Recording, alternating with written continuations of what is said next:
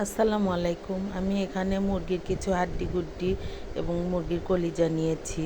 ভালো করে পরিষ্কার করে ধুয়ে নিয়েছি। তার জন্য পেঁয়াজ, কাঁচামরিচ, আলু কেটে নিয়েছি। লটপটি করব। ফ্রাই প্যানে আমি তেল দিয়ে কিছু পেঁয়াজ অ্যাড করলাম। পেঁয়াজগুলো আমি একটু ভেজে নিব। খুব বেশি কড়া করব না।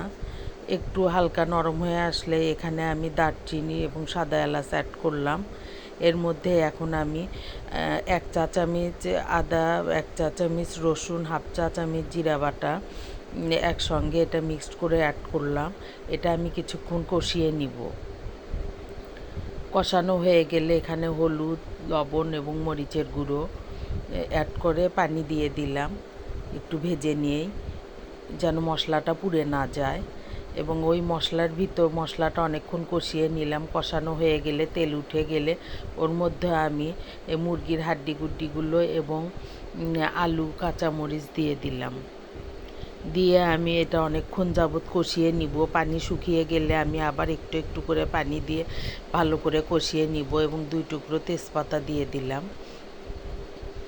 অনেকক্ষণ কষানোর পরে মুরগির যে বাজে স্মেলটা এটা যেন চলে যায় এবং সেদ্ধ সেদ্ধ ভাব হয়ে গেলে এই যে আমি একদম পানি দিয়ে শুকনা করে কষিয়ে নিয়েছি। একটু একটু করে পানি দিচ্ছি আর কষাচ্ছি। আমার এটা ভালো করে কষানো হয়ে গেলে এখানে আমি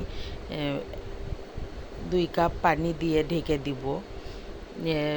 ঢেকে দিয়ে অনেকক্ষণ জাল হওয়ার পরে পানিটা আমার কমে এসেছে এবং তারপরে আমি তেজপাতাগুলো উঠিয়ে নিব। তেজপাতা আমার এরকম রান্না হওয়ার পরে দেখতে বাজে লাগে।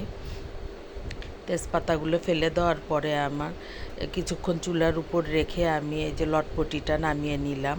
এটা পরোটা, রুটি সব কিছু দিয়েই খেতে অনেক ভালো লাগবে। আসসালামু আলাইকুম।